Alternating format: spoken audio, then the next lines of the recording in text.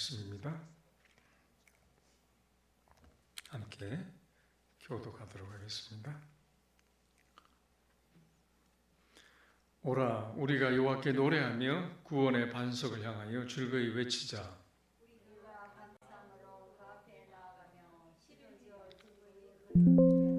여호와는 크신 하나님이시요 모든 신들보다 크신 왕이시기 때문이로다.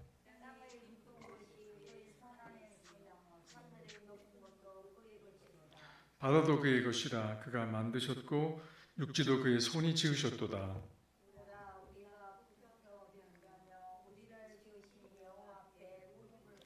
그는 우리의 하나님이시요 우리는 그가 기르시는 백성이며 그의 손이 돌보시는 양이기 때문이라. 너희가 오늘 그의 음성을 듣거든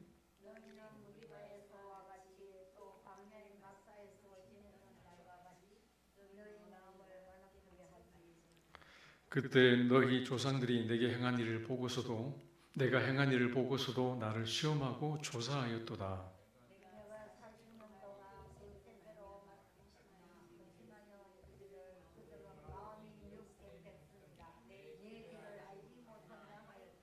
그러므로 내가 노하여 맹세하기를 그들은 내 안식에 들어오지 못하리라 하였도다.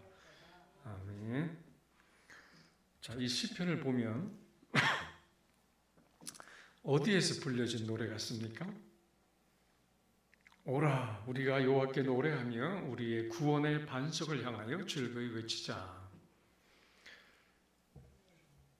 자, 어떤 은밀한 장소나 한적한 곳이 아니라 공공장소에서 불려진 노래이고 혼자가 아닌 대중들이, 많은 사람들이 함께 부른 노래임을 알 수가 있습니다. 오라 그랬잖아요. 다 함께 모이자 그 말이죠. 함께 모여서 하나님을 찬양하고 즐거이 외치자 그랬습니다.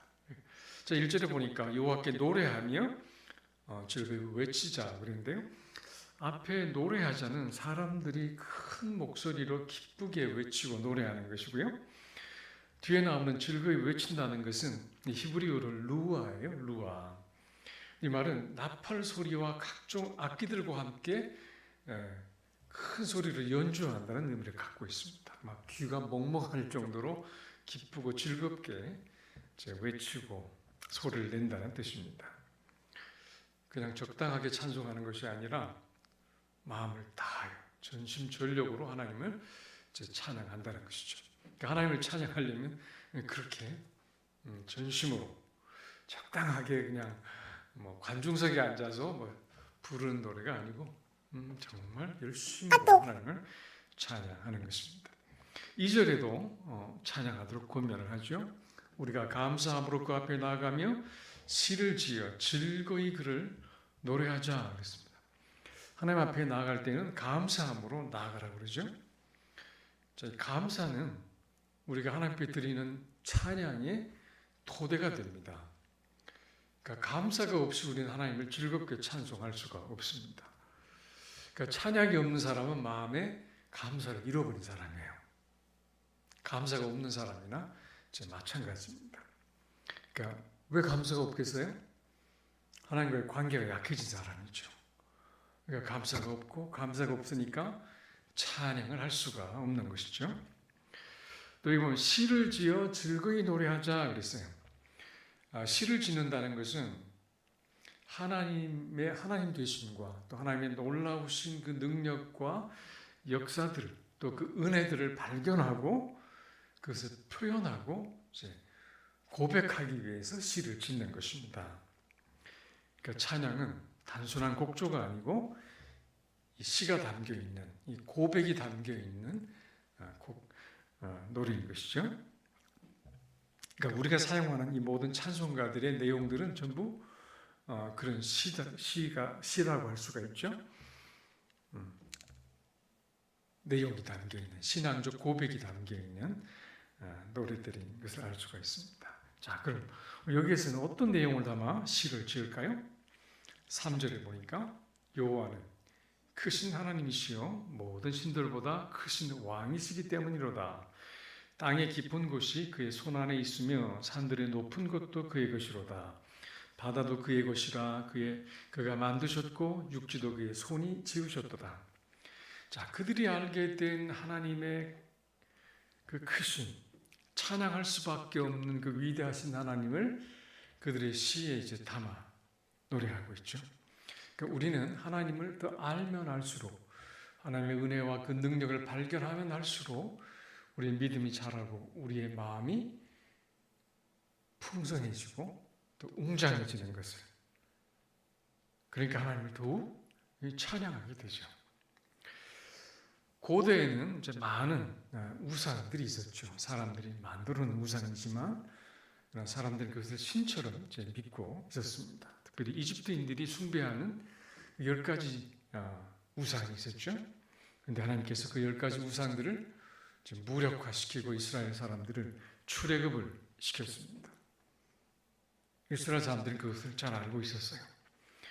그래서 사람들이 만든 그 우상들과 하나님은 결코 비교될 수 없다는 것을 압니다.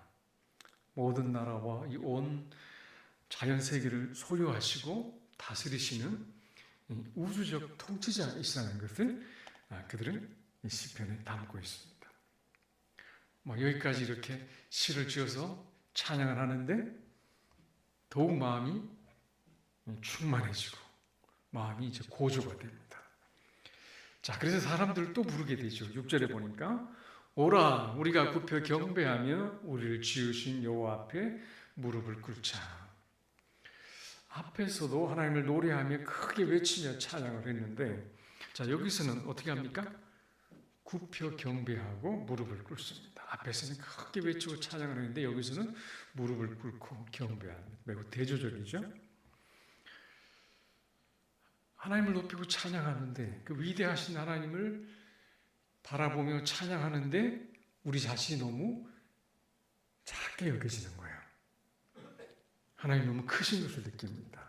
그런데 더 놀라운 것은 그 위대하신 하나님이 이 작은 우리를 은혜 가운데, 하나님의 솜씨 가운데 지으셨다는 것을 깨달으면서 경이감이 내 마음에 밀려오는 겁니다.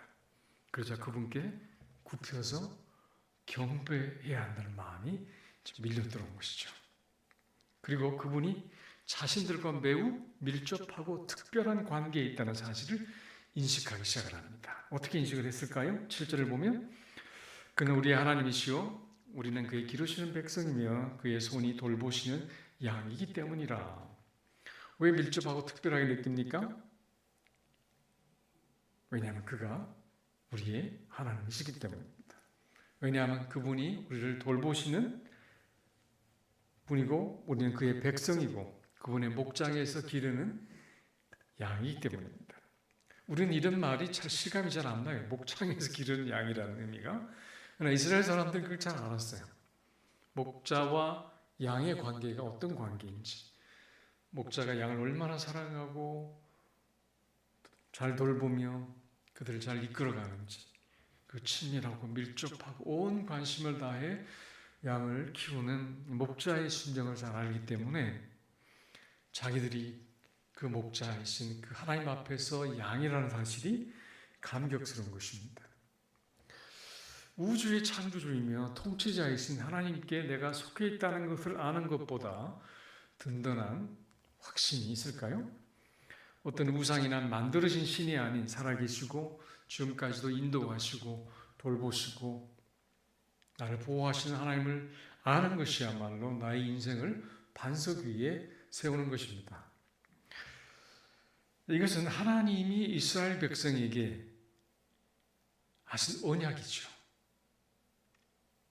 하나님과의 언약 관계 속에서 맺어진 이 정체성입니다. 이것은 그리스도를 믿는 모든 자녀에게도 똑같이 주어진 언약의 약속이죠. 내가 과연 너희를 버리지 아니하고 너희를 떠나지 아니하리라.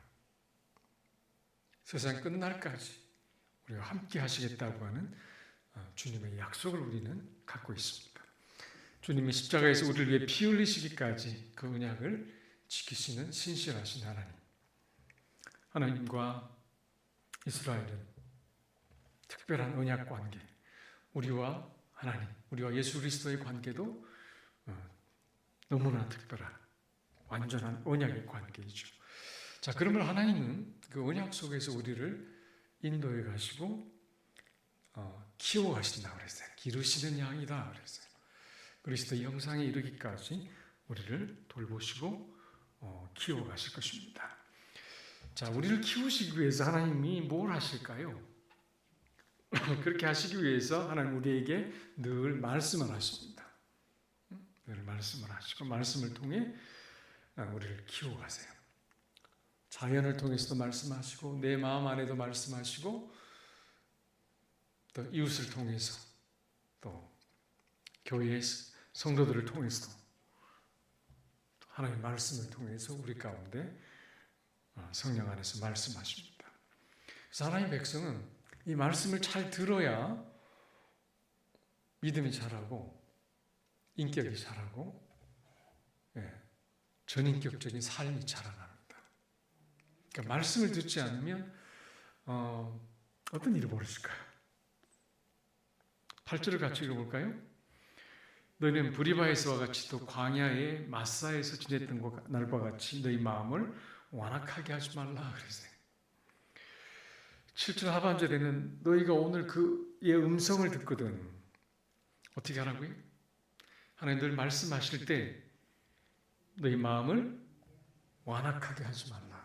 마음을 완악하게 하지 말라. 이 히브리어로 이제 완악이란 말이 카샤라는 말이에요. 카샤. 이 말은 이 딱딱해졌다 또는 완고해졌다 그리고 안에 사납고 거칠다 그런 의미가 같이 들어 있어요. 그래서 완악이란 말로 이렇게 번역을 했는데요. 그들이 광야에 있을 때 그들의 마음이 이렇게 완악해져서 제 말씀을 듣지 않았던 겁니다. 내 마음이 순해야 상대방의 이야기를 우리는 잘 들을 수 있지 않습니까? 그래야 이야기가 내 귀에 쏙쏙 들어오는데 내 마음이 굳어 있거나 닫혀 있으면 완악해져 있으면 말이 들어오지 않죠. 그러니까 백성들의 마음이 원망과 불평으로 꽉 채워져 있고 사나워져 있으니까 하나님의 은혜와 능력을 경험하고서도 비록 하나님의 말씀이라 할지라도 귀에 들어오지 않는 겁니다. 그러니까 하나님의 말씀은 귀로 듣는 게 아니고 뭘로 들어요?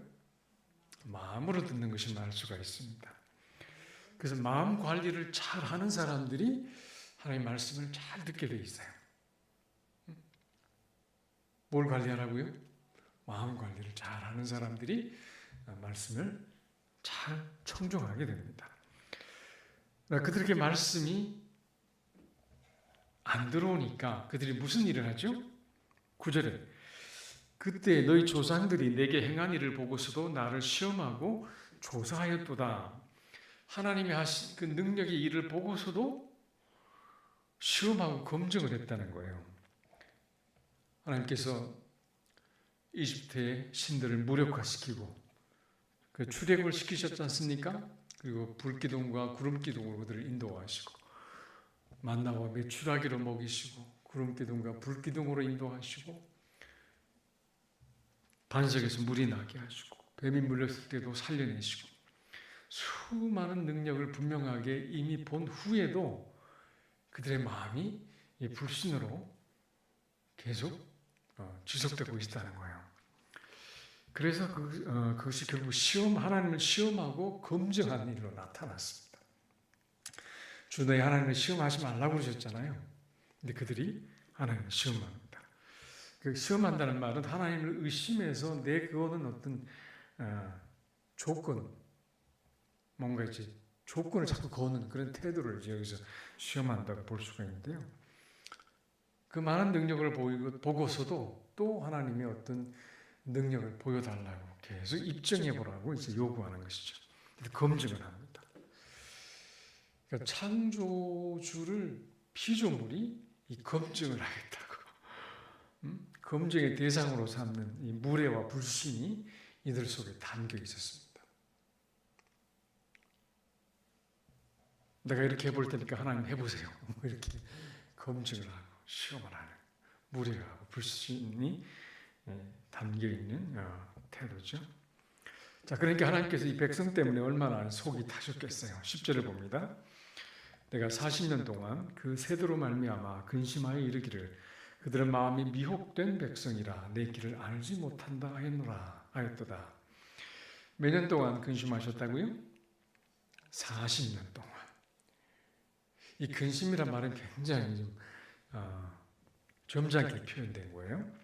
히브리어로 쿠트라는 말인데요. 이 말은 혐오한다는 뜻이에요. 내가 그거 너무 싫다 그 말이에요. 너희들의 그 태도가 나는 너무 싫다 그 말이에요. 혐오스럽고 내가 그 미워한다. 그리고 내 마음이 너무 슬프다 그런 뜻을 갖고 있어요. 하나님 40년 동안 언약의 백성이고 사랑하는 백성이니까 품고 갈 수밖에 없었지만 그러나 그들의 태도가 너무너무 혐오스럽고 싫었고 미워할 만큼 안 좋았던 것이죠. 그러니까 한편에 내 사랑하는 백성이 그렇게 살아가는 것에 대해서 그런 태도에 대해서 너무나 슬픈 것이죠. 사랑하는 가족 중에서 누가 죄를 짓고 회개하지 않고 그대로 살면 그냥 사랑스럽진 않죠. 그게 너무 싫어지잖아요. 한편으로는 그렇게 고민이 될 수가 없지 않습니까? 하나님 마음이 똑같았던 것이죠. 고민되고 슬픔이 되었습니다. 하나님이 그들을 뭐라고 표현하십니까? 미혹된 백성이다 그랬어요. 그들이 미혹되었다 그랬습니다. 그래서 미혹이라는 말은 길을 잃고 방황하는 그런 백성이라는 뜻입니다. 가야 할 방향을 잃었어요. 믿음의 방향을 잃어버린 거죠. 그래서 그들의 생각이 어디로 돌아갑니까? 과거로 돌아가요. 이집트에서 비록 종으로 살았지만 그래도 가마솥 옆에서 음식을 먹을 수 있었고 종으로 살았지만 불편했지만 그래도 육신의 안식처가 있었던 과거의 시절을 그리워하고 있었던 것이죠. 그러니까 하나님을 신뢰하지 못해서 방황하고 헤매고 있는 이 길 잃은 마음을 하나님은 미혹되었다는 말입니다. 이렇게 말씀하셨어요. 그러니까 미혹되었다는 말은 다른 말로 이야기하면 하나님을 향한 믿음을 잃어버렸다 그런 뜻이죠. 그러니까 향방 없이 헤매고 과거로 돌아가고 그리고 그 안에서 계속 비교하고 불평하고 원망하고 그런 것이죠. 40년을 그렇게 방황했다면 그 마지막 결론은 무엇이었을까요? 11절을 보겠습니다. 그러므로 내가 노하여 맹세하기를 그들 내 안식에 들어오지 못하리라 하였도다. 하나님 노하셨어요. 반드시 너희를 아무도 못 들어오게 하겠다. 두 사람만 빼고. 누구죠? 여호수아와 갈렙만 빼고 심지어 모세도 못 들어갔어요. 두 사람만 빼고 1세대의 모든 사람들은 다 죽었습니다. 미혹된 백성, 믿음이 없는 백성들이 결코 들어갈 수 없는 것이 하나님의 안식입니다. 이 안식이라고 하는 것은 가나안 땅을 말하죠. 오늘날 우리에게는 하나님의 나라, 하나님의 천국을 말합니다. 자, 그들이 들어가지 못한 이유는 결국 불신 때문이었어요. 이 미혹된 마음 때문에 믿음을 가질 수가 없었던 것이죠. 이것을 히브리서 3장 18절에 이렇게 말씀을 합니다. 또 하나님 누구에게 맹세하사 그의 안식에 들어오지 못하리라 하셨느냐? 곧 순종하지 아니하던 자들에게 아니냐? 이로 보건대 그들이 믿지 아니함으로 능히 들어가지 못한 것이라 그랬어요. 그들이 믿지 아니함으로 능히 들어가지 못했다. 미혹된 백성은 믿음을 갖지 못한 백성을 말합니다. 그러므로 너희가 오늘 그의 음성을 듣거든 옛날처럼 마음을 완악하게 하지 말라고 그의 후손들에게 말씀합니다. 너희가 오늘 그랬죠? 우리의 가장 중요한 이 구원의 시점은 언제나 지금이죠. 오늘 이 순간입니다. 과거가 아니고 미래도 아니고 지금 이 시간 말씀을 듣고 믿고 순종하는 것입니다. 지금 주님께 집중하고 하나님 믿고 순종함으로 전심으로 예배하고 또 맡겨준 이 사명을 지금 전심으로 감당하는 것입니다. 원망과 불평으로 채워진 미혹된 마음이 아니라 말씀을 통해 순종하고 믿음을 갖고 우리 하나님 되시고 언약을 따라 돌보시고 우리를 기르신 하나님을 감사하고 또 찬양하면서 그 구원의 능력과 그 은혜 안에서 충만한 삶을 지금 이 순간 믿음으로 받고 노력할 수 있기를 바랍니다. 같이 한번 기도하겠습니다. 우리 마음이 미혹되지 않고 주의 은혜 안에서 그 말씀을 붙들고 순종하면서 지금 이 순간 나와 함께 하신 하나님을 믿고서 그 믿음 앞에 응답함으로 하나님을 기쁘시게 해드리는 사람들, 나를 지금 좌절해서 일어서게 하시고 불평해서 감사로 모든 것을 누리게 하시는 하나님을 신뢰하고 하나님 앞에 지금 일어설 수 있기를 바랍니다. 그 하나님을 바라보고 하나님께 감사하고 내게 맡겨주신 것들을 믿고 순종하고 섬김으로 하나님의 뜻을 잘 이루어갈 수 있기를 바랍니다. 하나님 아버지, 우리에게 주신 하나님의 위대한 언약을 인하여 감사합니다. 우리를 돌보시고 우리를 키우시는 우리의 선하신 하나님, 우리 아버지 하나님을 감사합니다. 우리 앞에 보이는 일들이 때로는 막혀있고 혼란스럽고 우리 마음에 들지 않아도 우리에게 영원한 나라를 주셨고 영원한 생명을 주셨고 하늘나라를 기업으로 우리에게 주셔서 그 나라에 이르기까지 우리를 지키시고 돌보시는 하나님을 기쁨으로 감사로 찬양하며 순종하며 따라갈 수 있게 해주옵소서. 우리 마음속에 원망과 불평을 거두어 주시고 불신을 내려놓고 온전한 마음으로 하나님을 섬기고 따라가는 축복된 인생이 되게 하여 주옵소서. 예수님 이름으로 축복하며 기도합니다. 아멘. 주님 가르친 기도합니다. 하늘에 계신 우리 아버지, 아버지 이름을 거룩하게 하시며 아버지의 나라가 오게 하시며 아버지의 뜻이 하늘에서와 같이 땅에서도 이루어지게 하소서. 오늘 우리에게 일용할 양식을 주시고 우리에게 잘못한 사람을 용서해 준 것 같이 우리 죄를 용서하여 주시고 우리 시험에 빠지지 않게 하시고 악에서 구하소서.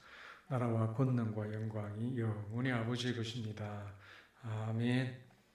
계속해서 자신과 가정과 교회와 민족을 위해서 기도하겠습니다.